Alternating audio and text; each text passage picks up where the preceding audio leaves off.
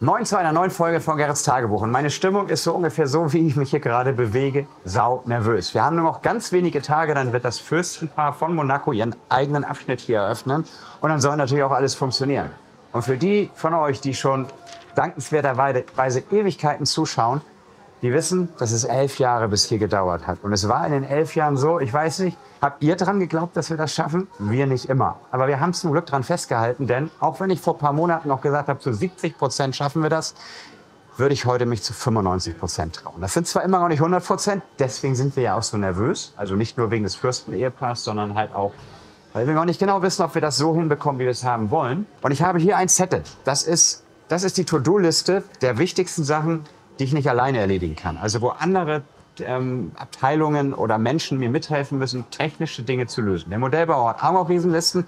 Ich habe selber noch eine riesen To-Do-Liste für den Endspurt, was die Steuerungssoftware angeht. Aber da ist der Vorteil, vielleicht sieht die sogar nicht jeder, aber wir wollen ja perfekt sein. Also, ich werde heute mal ein bisschen den Endspurt durchskizzieren, was wir eigentlich noch offen haben, damit das Ding am Ende ein Erfolg wird. So, bevor wir den Endspurt jetzt einmal angehen, nochmal ganz herzlichen Dank, dass ihr alle so toll ins Kino gegangen seid. Wir waren Platz 3 in den deutschen Kinocharts und das hat Österreich und die Schweiz motiviert, dass es dort jetzt auch einen Kinostart gibt, auf den wir uns sehr, sehr freuen. Also, liebe Österreicher und Schweizer, guckt euch den Film gerne im Kino an, das würde uns wahnsinnig freuen. Dazu war ich im Urlaub und wie sich so gehört, wenn man im Urlaub ist, passiert irgendwas. Und zwar ist was ziemlich Heftiges passiert. Wir haben eine ganz spezielle Kameratechnik hier im Einsatz gehabt, um euch später, das reichen wir nach, wenn es fertig geschnitten ist, ganz wunderbare Filmaufnahmen aus dieser Monaco-Rennstrecke zu zeigen. Dabei gab es einen Unfall. Ein kleiner Bedienungsfehler hat dazu gesorgt, dass wir eine Straßenplatine verloren haben. Der Wechsel ist während meiner Abwesenheit, ohne dass ich es wusste, passiert. Und ich kam aus dem Urlaub zurück und man sagte mir, Gerrit, da ist was passiert, aber ich hoffe, du merkst nichts davon. Und es ist tatsächlich so, das Team hat da Großartiges geleistet während meiner Abwesenheit. Es hat mich wirklich berührt, dass das Team im Urlaub mich in Ruhe lassen wollte, weil ich hatte das auch mal nötig, so für den Endspurt jetzt noch ein bisschen Kraft zu sammeln.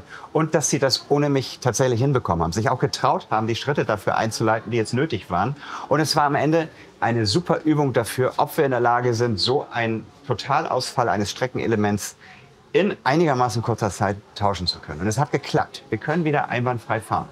Und es ist außer diese Sachen hier auf der Liste fast alles fertig. Zum Beispiel sind auch die Flaggensignale komplett eingebaut und fertig. Und ich glaube, das ist auch bei mir in der Software der einzige Haken, die werden immer richtig angezeigt. Das heißt, blaue Flagge für Überrundung, gelbe Flagge, wenn Gefahr ist, grüne Flagge, wenn freie Fahrt ist. Das ist fertig. Alle anderen Sachen noch nicht. Aber wir sind dran.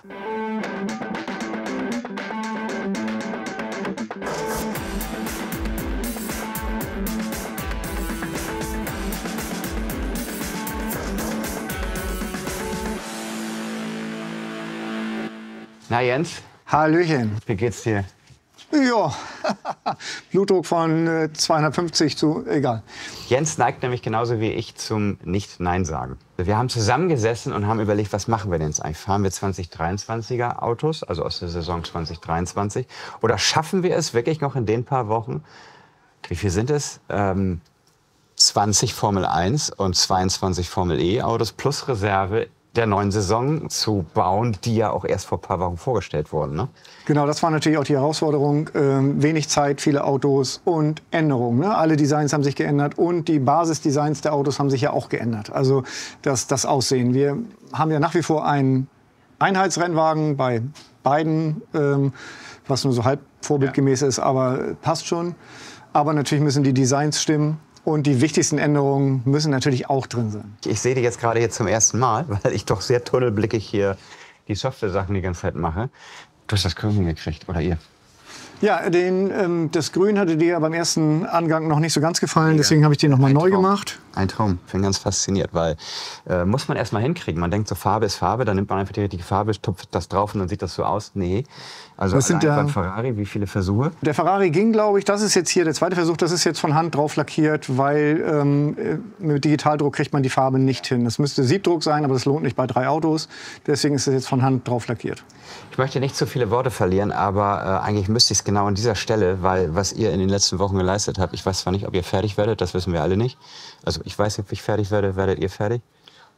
Bestimmt. Formel E ist auch schon soweit. Also es fehlen nicht mehr viele. Da läuft man mal ein paar Tage mit Tunnelblick durchs Wunderland und schon wird man hier so überrascht. Ne? Hier, das ist noch eine Überraschung. Der Maserati ist neu. Was für eine coole Farbe. Wie habt ihr das hinbekommen? Mit den weißen Rändern hier und tolle Farbe. Insgesamt könnte das eine oder andere Formel-1-Team mal wieder ein bisschen Mut zur Farbe zeigen, würde ich sagen. Weil gerade wenn wir diese kleinen Autos über Kamera vom Leitstand aus die Fehler suchen, welches Auto steht da wo, das ist ja alles irgendwie, jedes zweite Auto ist matt und hat hohen Schwarzanteil. Die Formel E sind bunter. Ja, das ist allerdings richtig. Also, ja. Liebe Formel-1-Teams, werdet bunter, ihr helft uns damit. Und werdet auch schöner vielleicht. Also, bevor wir jetzt hier bei Jens zu viel von der Arbeit abhalten, gehe ich mal runter zu Damian, weil der baut momentan eigentlich die Technik mehr oder weniger alleine in alle Autos rein und hat noch wahnsinnig viel vor sich. Und während ich da hinlaufe, zeige ich euch mal Jens, wie er ein Auto baut. Ich wollte euch einen kleinen Einblick geben in die Sachen, die alle gemacht werden müssen, bevor so ein kleines Automodell auf der Formel 1 in Monaco unterwegs sein kann. Alles beginnt erstmal am Rechner und im Kopf. Wir brauchen ein Modell, das 3D gedruckt werden kann. Und das habe ich hier mal gezeichnet. Gott sei Dank ist das jetzt keine One-Man-Show, sondern da steht ein ganzes Team hinter, damit sowas entstehen kann. Das ist jetzt nun auch die endgültige, die Version 24, mit der wir an den Start gehen. Wir haben ja auf dem Weg zu dieser Version schon ganz viele Erfahrungen gemacht. Nun ist zum Beispiel die Form ist handgezeichnet und man sieht hier auch schon an manchen Details, das ist ein bisschen breiter, als es im Vorbild ist. Das muss natürlich so sein, weil sonst ist es A nicht druckbar und B geht es schon beim Anhusten kaputt. Das wollen wir nicht. Und hier fließen auch schon die Erfahrungen ein, die wir haben. Es ist hinten von Thomas gezeichnet worden eine Steckachse, die zusätzlich dran kommt, die leicht ausgetauscht werden kann. Die Achsführungen sind hier vorne schon so gestaltet, dass die Achse ein bisschen sich hin und her bewegen kann. Hier ist auch, man sieht, das aussieht wie ein kleiner Schornstein. Das ist die Öffnung für einen Bergemagnet. 1x1x1 Millimeter, mit dem man das Fahrzeug von der Anlage angeln kann. Einzelteile sind hier die Karosserie, dann die Räder und die Felgen. Der Pilot ist rausnehmbar, weil man den sonst nicht vernünftig anmalen könnte. Und der ja reingesetzt werden muss. An einem Auto zeichne ich so ungefähr 50 Stunden. Ausgehend von der 3D-Zeichnung können wir dann also mit dem Druck anfangen, aber dann ist das Auto natürlich noch lange nicht fertig. Das muss lackiert werden, da kommen Aufkleber drauf. Die Aufkleber müssen wir auch selbst erstellen. Und es ist noch einiges an Frickelkram zu erledigen, bis diese Idee dann Formen annimmt und sich materialisiert und auf der Anlage zum Fahren kommt. Und das gucken wir uns jetzt an.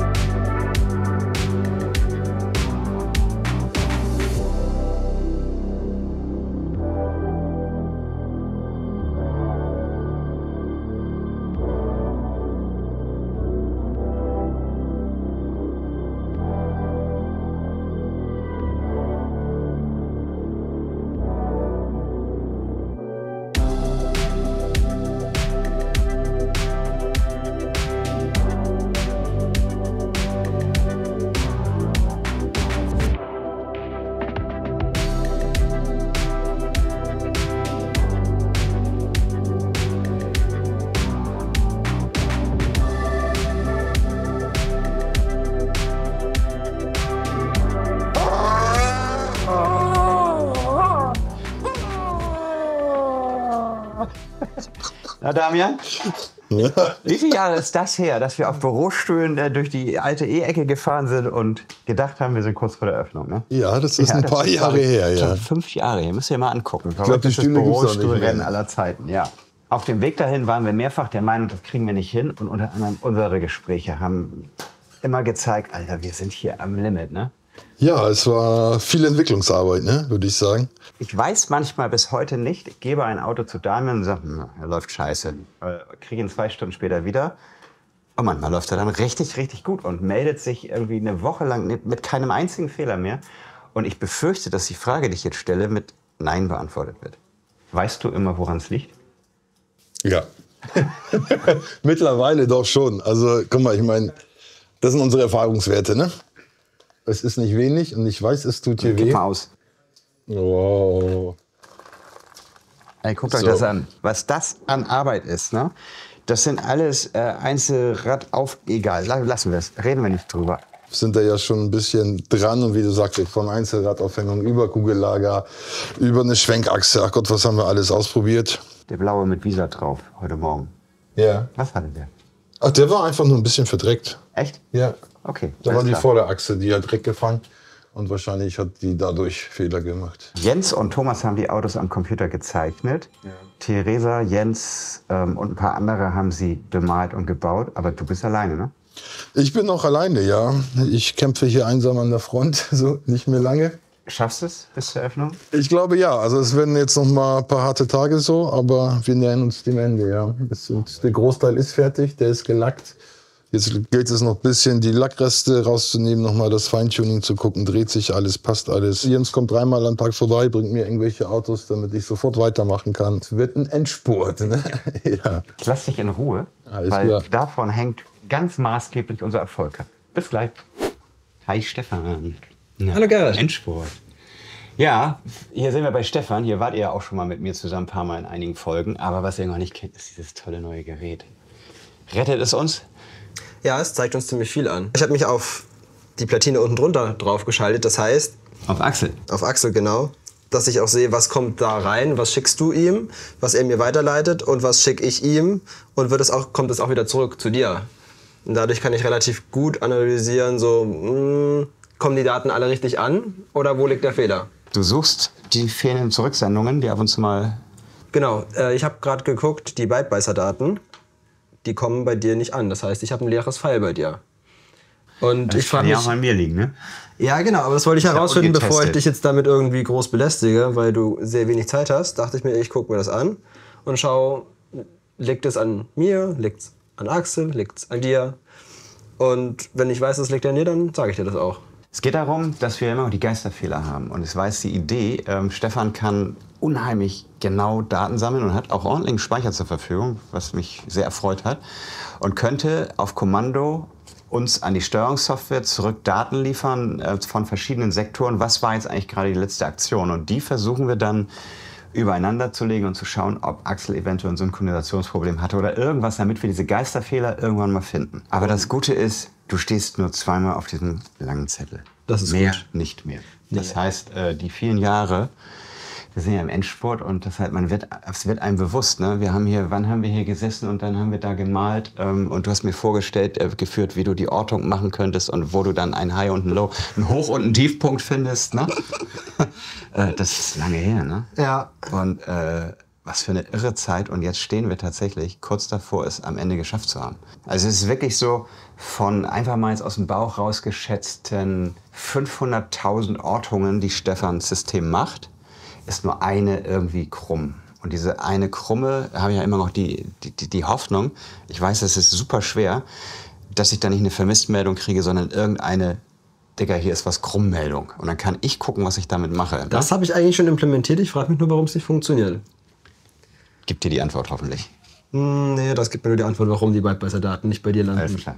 Ich habe gerade ein Update von Axel bekommen, weil er denkt, den Fehler gefunden zu haben. Du siehst hier oben, alle 100 Millisekunden sende ich ein Paket. Und hier, alle 200 Millisekunden sendet Axel dir ein Paket. Und du siehst, die oberen Balken sind schon dicker als die unteren. Das heißt, ich sende dir schon mal wesentlich mehr Daten, als Axel dir weiterleitet. Und vor allem, guck mal, wir können jetzt hier schön reinzoomen, obwohl wir extrem rausgezoomt haben und sehen trotzdem die Daten noch richtig in Original. Also Ja, ein cooles ohne, Gerät. ohne dass die Das ist der Hammer. komplett dekodiert, einwandfrei. Ja. Und du siehst hier meinen Befehl, das ist die 49. Und du siehst gleich, was Axel für einen Befehl dir sendet. Da, einen ganz anderen Befehl, 200. Okay. Plus, dass er mir nicht alles sendet, Was richtig? soll er dir nicht alles senden? Ja. Ich hatte schon immer den Verdacht, dass ich von Stefan bzw. Axel nicht alles zurückkriege, was ich gerne hätte. Also, dass mir da Informationen fehlen. Und das ist so ein bisschen jetzt gerade ein Indiz dafür, dass Stefan eine Situation gefunden hat, wo das tatsächlich so ist. Und wenn man Fehler mal sieht wirklich und sie sogar provozieren kann, dann kriegt man sie auch weg. Deswegen, ja, eventuell hast du bald nur noch 2 auf der Liste und der war gar nicht auf deiner, sondern auf Axels. Aber da gehe ich gleich mal hin, interview den sowieso und einmal 10 Jahre resümieren, das ist schon krass. So, Axel und ich hatten uns gesagt damals beim Beginn des Formel-1-Projekts, lass uns mal nicht aufräumen, bis wir fertig sind. War das so? Ja, so ungefähr. Nein, das ist ja nie Zeit. Ne? Also, müssen langsam ein bisschen mehr aufgeräumt werden. nein, wer aufräumt, ist nur zu faul zum Suchen. Wir sitzen hier mit recht guter Laune, Ja, weil sieht gut aus. es ist fast 11 Jahre her, ne? Ich weiß noch, du die kamst ganze- zu mir und sagtest, ich habe eine Lösung für deine Formel 1. So hast Das du mich war, aber dann, begrüßt. das war dann eine Weile schon, ne? Am Anfang haben wir es einfach laufen lassen. Und dann war es wahrscheinlich so einfach schon nach 1 bis 2 Jahren, sah man, das ist zu gut, um es wegzuschmeißen und zu schlecht, um es zu öffnen. Wenn ich mir vorstelle, wenn man alles mitgeschrieben hätte, was wir so in den 11 Hier haben Jahren, die ganzen Mails. wenn man alle Punkte, die wir diskutiert haben, wo wir was ändern müssen, wo wir was suchen müssen, die Ja. Fehler, die wir suchen müssen, einfach nur als eine Zeile, ey, das wäre ein Ausdruck wahrscheinlich einen Kilometer lang. Ich mach's mal. Aber es gibt wirklich nur noch das mit dem Jittern probieren wir irgendwann mal aus. Also, dass wir das Schwingen in den Griff kriegen, das können wir irgendwann machen. Ströme anpassen, können wir irgendwann machen. Einer ist mir aufgefallen gestern Abend. Du sendest mir keinen Sync. Oh, ja, stimmt. Das ist aber eine Kleinigkeit wahrscheinlich. Das heißt, ich muss dann Du irgendwann... sendest mir den. Ich sende dir einen Sync und du gibst mir ein Lebenszeichen. Ja, das Denn wenn Lebenszeichen du kriegst du tot nicht. bist, Ja, schalte ich dir den stimmt. Strom aus. Ja, gut, das mache ich. Aus Sicherheitsgründen. Ja, mache ich. Haben wir momentan abgeschaltet. Kann ich nachher wieder Und anschauen. ansonsten suchen wir noch die Geisterfehler. Klar, da werden wir noch lange dran Ja. sitzen. Aber ich glaube, der Kalle ist weg. Der Kalle ist 2 Tage lang nicht mehr aufgetaucht. Jetzt musst du mir sagen, ja, ich habe auch was geändert. Und dann streiche ich ihn. Aber du hast nichts geändert, ne? Nee, Warten wir noch mal ab. Und das war's. ja. Das ist krass, ne? Ja. Also wenn ich noch mal einen Monat zurückschaue, da waren unsere Listen, auch bei Stefan, auch bei Daniel fürs Kamerasystem, die waren so lang, dass ich nicht dran geglaubt habe, dass wir zu diesem Punkt kommen können, dass wir sagen können, wir können das eröffnen. Noch Ja. vor ein paar Folgen habe ich immer von 50% gesagt.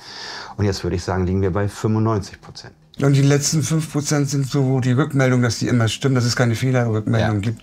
Das ist jetzt noch der nächste Schritt. Nächstes Mal, wenn wir ein Formel-1-Projekt oder Ähnliches machen, was 11 Jahre dauert, werden wir erst nach 9 Jahren drüber reden. Das macht es einfacher. 9 Jahre lang Aufnahmen machen. Ja, genau, dann kriegt ihr geballt eine 27 Stunden Extended Version Gerrits Tagebuch. Das waren die letzten 9 Jahre. Wir haben eine Idee. Gut, ich gehe jetzt mal zur Strecke zurück, schnapp mir noch mal Daniel, weil es gibt doch noch am meisten was zu tun im Bereich der Kamerasteuerung. Aber das ist meine Baustelle. Dafür brauche ich aber Daniel, den schnapp ich mir jetzt. Bis gleich. Bei Daniel im Büro war keiner und dann habe ich auf die Uhr geguckt und festgestellt, wieso. Und zwar haben wir irgendwann mal festgestellt, wir haben ja sehr viele Materialien, die zu schade sind, wegzuschmeißen. Also Kabelreste oder Ähnliches. Und das Team hat angefangen, diese zu recyceln. Und alles, was sie an Geld dafür kriegen, für recycelte Materialien, kommt in unsere Wurstkasse. Und das reicht mittlerweile, um einmal in der Woche alle zusammen draußen zu grillen. Und da werde ich auch Daniel fit, glaube ich. Moin! Ja, sehr witzig. Dich habe ich gesucht. Auf jeden Fall essen wir erstmal eine Wurst und dann geht's weiter mit Daniel. Ah? Seid ihr schneller gewesen bei der Wurst als wir? Das ist übrigens ganz cool. Auf meiner Liste kommen Kenny und Nina nicht mehr vor. Ihr seid für mich fertig. Ich weiß, dass ihr das anders seht. Ne? Ich stehe noch auf der Liste. Ja, Ganz aber ganz oben. witzig. Der Fehler, warum die seit heute Morgen nur noch so langsam beschleunigen, habe ich gefunden gerade. Nein, was war's? Es ist, stell dir vor, du hast ein Auto, was anhält. Ja, Dann merkt das System, dass da ein Unfall ist und schaltet die gelben Flaggen an. Genau. In dem Bereich und dann hinterher die grüne. Was sagt ein Auto, was unter gelber Flagge beschleunigen möchte? keine großen Beschleunigungen mehr. Richtig. Gelbe Langsam Flagge, fahren. Langsam ja. fahren, nicht mehr überholen, Genau. keine starke Beschleunigung. Das heißt, das eigene Auto, was sich selbst die Flaggen angemacht hat, weil es nicht stehen geblieben ist, darf sich selbst auch nicht mehr schnell losfahren, weil ich habe ja eine gelbe Flagge. Ah, ja, natürlich. Alles klar. Also ganz kleine Änderung. Gelbe Flagge, wer hat sie angemacht? Für den gilt das langsam beschleunigen nicht. Weil die gelbe Flagge geht ja erst aus, wenn das Auto losgefahren ist. Na klar. Weil die Streckenpfosten reagieren Ja, und wenn er nicht davon kommt. Das ist so bescheuert, aber egal. Bevor ich jetzt Daniel zeige, was ich so beobachtet habe und du mir zeigst, was du bei mir so beobachtet hast, starten wir einfach mal die Anlage, weil dann könnt ihr nebenbei, habt ihr den Vorteil, während wir uns unterhalten, seht ihr auch ein bisschen was an hoffentlich schönen Fahrszenen. Und dann können wir gleich anfangen. Mir ist aufgefallen, ich bombardiere dich zu. Das kenne ich. Ja, echt, mache ich das schon länger? Ich habe gestern einen Homeoffice-Tag gemacht. Das mache ich immer, wenn die Liste zu heftig wird, weil ich dann konzentriert das abarbeiten kann. Und die Homeoffice-Tage danach haben immer die Angewohnheit, dass ich das alles testen muss, was ich so im Blinden programmiert habe. Und da sind ein paar Sachen schiefgegangen. Zum Beispiel habe ich vorhin den Start nicht gezeigt. Jetzt könnte ich doch längst auf den Start gehen. Warum mache ich das nicht? Ja, jetzt, Doch, da. jetzt haben wir ihn zu sehen, genau. Kurz vorm Start erst gehe ich dahin. Da hätte ich gern die Startampel gesehen, wie sie so langsam runterzählt. Das war allerdings ein guter Start. Ich habe die Anlage jetzt gerade gestartet. Jetzt hat es natürlich einwandfrei funktioniert. Ich zeige das Tadellos, Safety ja. Car beim Losfahren. Und wir fahren mal zur Startaufstellung. Denn ich habe festgestellt mit meiner Änderung, ich schicke dir einen Befehl nach dem anderen. Ich weiß nicht, jetzt, guck mal da. Ja, das ist ein Schwarzbild. Ich hau dir einen Befehl nach dem anderen rein. Das ist gestern passiert. Anders als vorher, ja, das ist richtig. Ein Teil deiner Befehle kann ich ignorieren. Wir müssen mal gucken, was da die Ursache ist. Nicht alle Fehler kommen von mir, glaube ich. Ich habe eine Menge eingebaut. Ich glaube, die Regie funktioniert jetzt besser, also sprich die Auswahl, also festzustellen, was gezeigt werden soll. Aber wenn ich dieses, ich nenne es mal, ich bombardiere dich mit Fehlern ohne Ende, mit Anforderungen ohne Ende, dann sagst du irgendwann, gibt es ja sogar bei dir die Meldung, lass mich in Ruhe oder sowas. Richtig, genau das. Genau. Das muss ich wegkriegen. Aber wenn ich den Zoom ändere, Ja, wenn das ich ist jetzt, eine du kennst den? Wunderpunkt, Wunderpunkt. Ich konnte das Problem aber auf meinem Schreibtisch nachstellen Und bisher auf der und kurz Spur. davor es zu lösen. Wunderbar. Vorzeichen haben in der Mathematik eine Auswirkung. Ich verschiebe das Bild aus dem sichtbaren Bereich. Das heißt, das könnte selbst die Schwarzbilder, die ab und zu mal zu sehen sind, erklären, eventuell. Davon gehe ich im Moment aus. Oh, das wäre genial. Daniel und Gerrit diskutieren momentan jeden Tag, weil es sind zwei hochkomplexe Steuerungsprogramme, die miteinander reden müssen. Obwohl wir auf menschlicher Ebene gut miteinander klarkommen, kommen heute unsere beiden Programme nicht gut miteinander klar. Aber wir sind dran. Und ich habe für dich tatsächlich auch noch ganz bisschen auf der Liste. Das heißt, wir haben alles besprochen gerade. Das heißt, Endspurt. Sehr geil. Wer weiß, Klasse. ob wir am Ende 5 Tage vor der Eröffnung hier stehen und sagen, wann kann's Das wird uns losgehen? nicht passieren. wird uns Das nicht ist noch nie passieren. passiert in über 20 Jahren Wunderland. Also ihr habt jetzt ja schon ein bisschen im Hintergrund den Livestream gesehen, die Live-Aufnahmen, dass wir echt vorankommen und die neuen Autos, und das sind nur Testautos, das sind zwar neue 2024er Autos, aber nur zum Testen. Die endgültigen werden noch schöner, dass wir saumäßig gut vorankommen. Und jetzt gibt es nur noch eins, drückt uns die Daumen, dass wir in den nächsten Tagen das alles fertig kriegen. Ich habe jetzt 3 Fragen und ich würde mich wahnsinnig freuen, wenn ihr in die Kommentare möglichst viele Meinungen dazu schreibt. Und zwar erstens, wie lange soll ein Rennen gehen?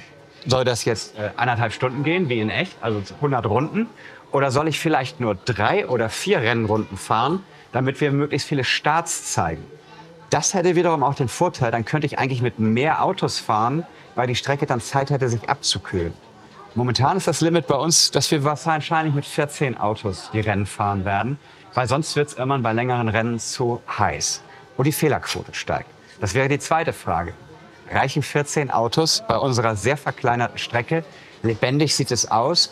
Nur bei der Startaufstellung sieht man einmal kurz, dass es ein bisschen zu kurz ist. Reichen euch 14 Autos? Was ist besser? Viele Starts fahren, dafür wenig Rennrunden, also nur 5 Runden, dann geht es wieder von vorne los. Oder lieber einen Start fahren und dann ein realistisches Rennen. Und die dritte Sache ist eigentlich die schwierigste. Wie oft zeigen wir die Formel E? Die Formel E ist für mich eine kleine Herzensangelegenheit, weil sie ist eigentlich als Rennserie fast interessanter. Weil es sind gleiche Autos, das heißt, alle Teams haben es gleich. Und es gibt diese Challenge, dass der Akku halten muss bis zum Ziel. Und man hat ein paar Regeln gefunden, wie man beschleunigen kann. Also man fährt eine bestimmte Linie, die länger ist. Danach darf man eine Boost-Taste drücken und so weiter und so fort. Und insgesamt ist das Formel-E-Rennen eigentlich interessanter aus Fahrersicht. Der Fahrer muss viel mehr können. Er kann sich auch mehr ein bisschen mit Ellbogen durchzwängen, weil die Autos einen Tick mehr abkönnen. Formel E, immer im Wechsel mit der Formel 1. Ich sag mal so, jedes 3. Rennen ist Formel E, jedes 10. Rennen ist Formel E. Oder ihr dürft auch ehrlich sagen, gar kein Formel E. Wobei ich glaube, wir machen Formel E. Aber es ist tatsächlich eine gute Frage, wie oft man das macht. Wie oft Formel E? Wie viele Rennrunden? Und reichen 14 Autos? Das wäre so die Fragen, die ich an euch habe. Und während ihr nachdenkt, habe ich auch noch eine sehr nette Begegnung gehabt. Tim Tramnitz, ein Nachwuchsfahrer der Formel 3 und soweit ich weiß auch Formel E, war hier zu Besuch und wir haben uns sehr, sehr lange über die Strecke in Monaco unterhalten, weil er sie auch schon gefahren hat. Das zeige ich euch jetzt als kleinen Ausklang und dann drückt uns die Daumen, dass wir das bis zur Eröffnung hinkriegen. Und danach seht ihr Bilder im Anzug. Und was ganz selten ist, mit Krawatte. Weil der Fürst kommt mit der Krawatte, das heißt, wir alle auch. Bis dann, drückt uns die Daumen. Danke, tschüss. Moin. Hi Tim. Hi. Na, Freut zu mich. sehen. In echt sieht das ja noch mal viel größer aus, als ich gedacht habe. Also Das ist witzig. Einige sagen, dass wenn sie nur Videos gesehen haben, dass es in echt viel kleiner aussieht, als sie erwartet haben. Und andere, dass es viel größer aussieht. Weil Ja. klar, wenn man so ein Auto in die Hand nimmt und so hält, dann sieht man erst, wie klein das eigentlich ist. Ne? Ja. Du bist ja in Monaco schon einmal gefahren. Ja, als ich nach Monaco gekommen bin, habe ich mir schon irgendwie gedacht, ist es eine Rennstrecke? So viel anders wird es gar nicht.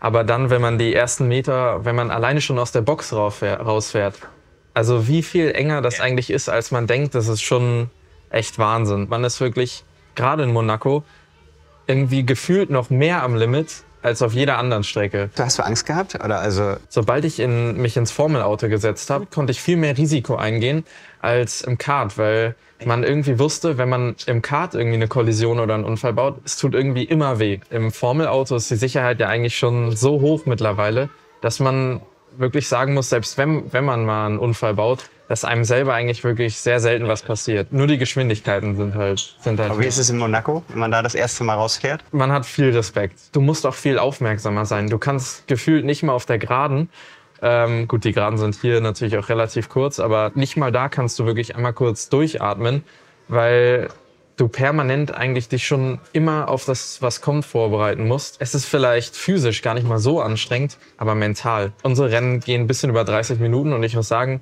es war eines der anstrengendsten Rennen, die ich jemals gefahren bin. Also was ich gemerkt habe, wenn ich mir das echt mit echten Bildern Formel 3 oder Formel 1 vergleiche, ich glaube, unsere Fahrer hier, dadurch, dass die in der Software keinen Schmerz kennen, ne, das sind Prozesse in der Software und die versuchen mit ihren Skills irgendwie das Beste rauszuholen. Die haben aber nicht beigebracht bekommen, dass es weh tut, wenn es nicht klappt. Ne? Ja. Die sind mutiger. Also man sieht hier teilweise echt fiesere Manöver als in echt, wo ein normaler Fahrer sagen würde, ey, das Risiko gehe ich nicht ein. Also die Fahrer können sozusagen, haben sozusagen ihr eigenes Gedächtnis und haben auch dann ihre eigenen Stärken und Schwächen. Und jeder will gewinnen. Also jeder will gewinnen. Also es ist wirklich so, im Rechner musst du dir vorstellen, wenn ich hier mit 24 Autos Rennen fahre, das war die Vision, wo ein bisschen gewürfelt wird, wie die Skills sind, also Reifen, PS, Bremsleistung, Ausgeschlafenheit des Fahrers und so weiter und so fort. Ne? Und dann ist jedes Formel-1-Auto im Rechner ein eigener Prozess. Der sieht die Strecke und die anderen. Programmiert ihr dann zum Beispiel, an was für Stellen die Fahrer ein Überholmanöver versuchen? Oder entscheiden die das dann? Das entscheiden die komplett selbst. Und ich kann es beeinflussen. Also im Endeffekt, wenn ich die Strecke breit mache, also den Autos Platz lasse und die Motorleistung, sagen wir mal, so 3-4% stärker ist, oder alle Skills 3-4% stärker sind als die des anderen Autos, dann schaffe ich hier an mehr Stellen zu überholen als in echt. Weil die Autos mutiger sind. Sie haben keine Angst. Von welcher Stelle hast du denn am meisten Respekt gehabt, als du da gefahren bist? Wo ich sehr überrascht war, wie eng die Kurve eigentlich ist hier in der Raskas. Also da war ich extrem überrascht. In der allerersten Runde bin ich da reingefahren. Es ist bei uns genauso wichtig, wie die Bodenplatte beschaffen ist, wie bei euch. Also bei uns ist tatsächlich, bei den Autos ist die Bodenplatte das große Geheimnis. Echt? Wir haben hier 42 verschiedenpolig angeordnete Magneten. Und in der Straße haben wir genau diese Rasterung von Leiterbahnen, von Strom sozusagen, stromführenden Leitungen, wo wir Strom so rum oder so rum durchschicken können. Und dann kommt ein positives oder ein negatives Magnetfeld. Demnach weiß Und das Auto dann, wo es passt dann lang immer kommt. genau zu diesem Magnetfeld. Und wenn ich das verändere, will dieses Magnetfeld immer dahin springen, wo es am besten okay. passt. Und so kann ich das Auto über die Straße bewegen. Was natürlich echt der Hammer ist, dass die Kameras genau die sind, die auch in echt benutzt. Wir haben es versucht. Ne? Wir müssen dazu sagen, unser Monaco ist auch geschummelt, wie im Wunderland eigentlich alles. Und es hat sich gezeigt, je größer etwas wird, desto kleiner müssen wir es schummeln. Also nicht genau im Maßstab, sondern kleiner machen. Okay. Sonst wirkt es nicht realistisch. Dadurch ist aber unsere Strecke kürzer. Also die ist 21 Meter, das heißt, sie ist mehr als halb so kurz umgerechnet wie in echt. Hier möchte ich mit mindestens 280 zumindest hinten rauskommen aus der Kurve. In echt geht ja, glaube ich, noch mehr. 280, wobei kommt, glaube ich, sogar bei der Formel 1 schon ganz, ganz gut dran. Könnt ihr theoretisch da auch sowas programmieren wie DRS oder sowas? Dass das Auto nochmal ein bisschen extra schneller fährt? Habe ich tatsächlich drin. Und zwar als Überholhilfe. Wenn ein Auto sieht, dass er eigentlich schneller ist als das vor ihm Fahrende, der geht aber die ganze Zeit auf Verteidigung. Der fährt die ganze Zeit Kampflinie.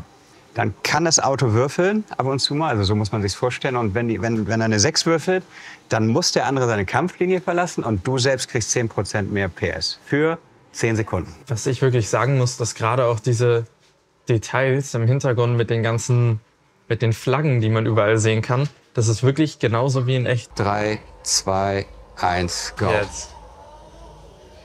Sehr gut. So, jetzt musst du hier oben gucken. Da habe ich noch ein bisschen Stop-and-Go-Probleme. Also es geht ungern jemand in die Außenkurve. Da hat der Red Bull aber ein paar Positionen gut zu machen jetzt. Ja, aber jetzt kommt's ja gleich. Pass mal Und auf. jetzt.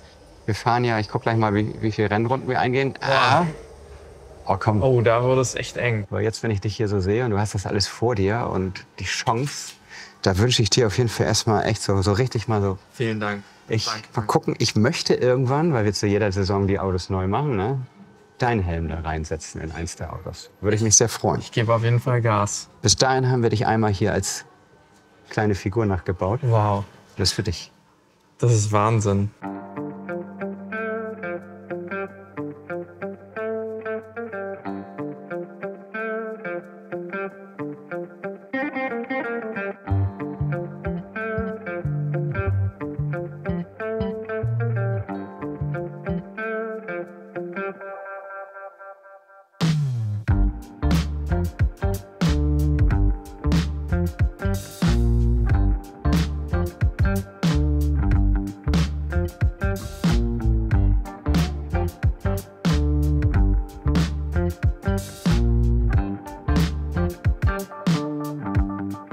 Vielleicht kommst du ja mal wieder und sagst dir, Gerrit, pass auf, es hat sich was geändert, hier Formel 1. Und du musst mich da jetzt hinsetzen, ne? Wahnsinn.